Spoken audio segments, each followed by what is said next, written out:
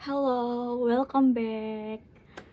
Hari ini aku mau haul buku-buku yang aku beli di bulan Maret dan April ini. Ada 5 buku yang aku beli. Ada yang online dan ada yang di offline store. Jadi sebenarnya di tahun 2025 ini kan aku ada no buy challenge. Dan salah satunya adalah aku nggak akan beli buku baru sebelum TBR ku itu habis. Tapi lagi-lagi aku melanggar janji itu. Aku bener-bener beli buku ini. Gimana ya, aku tuh kalau lagi sedih itu pasti pengen beli buku. Oke, let's go.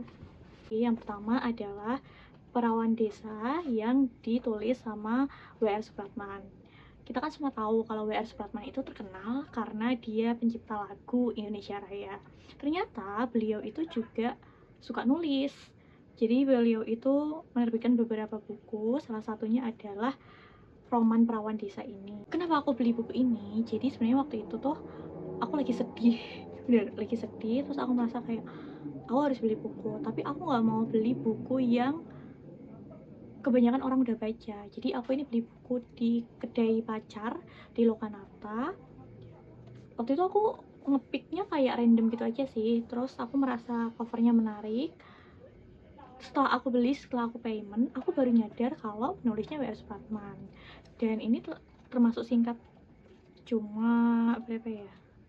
Cuma 128 keseluruhannya. Cuma kalau isi ceritanya sendiri kurang dari 100 halaman. Mungkin aku bakal review buku ini udah aku baca, tapi aku bakal review next video. Buku yang kedua yaitu ini dari tetraloginya Jenny Han yang Always and Forever Lara Jean. Ini aku beli di Twitter, waktu itu ada WTS gitu di salah satu base buku, dan aku belinya cukup impulsif sih. Sebenarnya aku waktu itu cuma nanya-nanya doang, dan aku sempet salah, aku kira ini tuh seriesnya Jenny Han yang itu, yang apa ya, pokoknya satunya bukan yang ini. Kalau ini kan 3 bukunya udah diadaptasi di film di Netflix kan. Sebenarnya aku udah nonton, dan setelah ini bukunya sampai, aku baru notice ternyata aku beli series yang salah. Mana aku juga belum pernah baca buku pertama dan keduanya, tapi aku beli buku ketiganya. Gak apa-apa sih, aku suka series Netflixnya, aku suka. Dan ini kan cerita romance ringan ya, buat telingan aja kalau aku baca buku-buku yang temanya lumayan berat, jadi it's okay. Yang ketiga adalah Perawan Remaja dalam Cengkraman Militer. Penulisnya adalah Pramudia Anantatur. Background story dari pembelian buku ini yaitu waktu itu kan sempat huru-hara ya, Maret kemarin tuh huru-hara, semuanya kayak panik buying buku-buku yang nantinya takut dibredel pemerintah. Aku sebenarnya CO banyak buku yang lumayan dicari banyak orang gitu. Dan waktu itu juga bertepatan mau menjelang lebaran, jadi aku tuh sempet takut kalau nggak nyampe atau overload gimana pengirimannya. Bener aja kan, stoknya tuh bener-bener habis. Jadi di beberapa tempat itu stoknya udah habis. Yaudah, karena aku tuh pingin banget, kayak aku pingin cepet-cepet baca, aku pengen cepet-cepet megang bukunya, akhirnya aku impulsif langsung ke Gramedia buat beli ini Perawan Remaja dalam Cengkraman Militer. Aku udah selesai baca, next akan aku review sama buku-buku lainnya.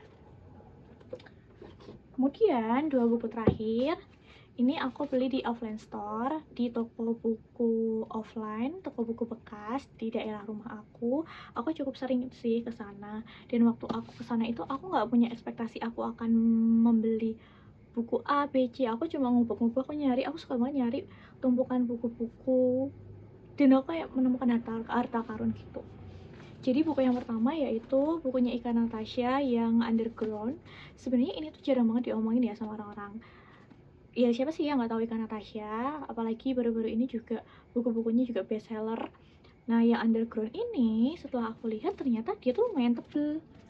Dia itu berapa ya, 500-an halaman, dan ternyata Inggris. Aku baru tahu ternyata ini bukunya Ika Natasha yang dia terbitkan dalam bahasa Inggris. Jadi yang dia tulis bukan yang terjemahan. Kan ada kan beberapa bukunya beliau yang awal terbit dari bahasa Indonesia, kemudian dicetak lagi dalam versi bahasa Inggris, tapi ini full bahasa Inggris.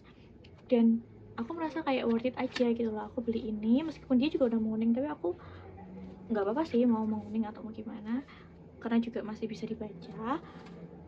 Dan ternyata setelah aku beli, aku tuh lihat tuh di apa namanya Goodreads, review-reviewnya ternyata ini tuh buku yang ditulis Ika Natasha waktu beliau itu masih umur 19 tahun. Jadi aku juga penasaran sih perspektifnya orang 19 tahun ketika menulis buku itu kayak gimana.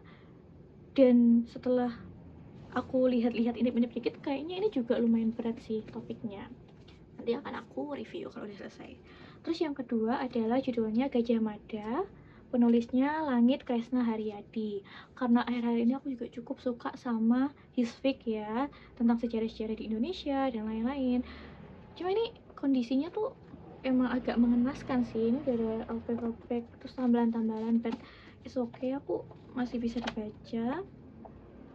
Ini juga sekitar 500 halaman tebel dua ini, jadi aku beli. Nah, aku kan tanya dua ini berapa, nah terus penjualnya bilang 70. Nah waktu itu aku tawarkan 50, bisa nggak. Itu tawar menawarnya cukup sengit, tapi akhirnya aku bisa dapat dua ini 50.000. Good deals kan, kayak satu bukunya 25.000. Nah kan waktu aku beli dua buku ini aku no expectation ya, kecuali yang Ika Natasha ini aku udah percaya aja gitu karena penulisnya Ika Natasha, dan aku juga membaca buku-bukunya beliau. Kalau yang ini aku cukup pingin tahu aja gitu loh tentang sejarahnya Gajah Mada atau apa. Nah setelah aku beli, aku sampai rumah aku cek dong ya di Goodreads kayak reviewnya gimana. Ternyata dua buku ini tuh reviewnya lumayan rendah ya. Terus banyak yang bilang kayak ya nggak bagus lah, maksudnya kayak perspektifnya itu beda, dan mayoritas bilang nggak sebagus itu. Tapi aku tetap akan membaca buku ini. Sekian 6 buku yang udah aku beli di bulan Maret dan April ini.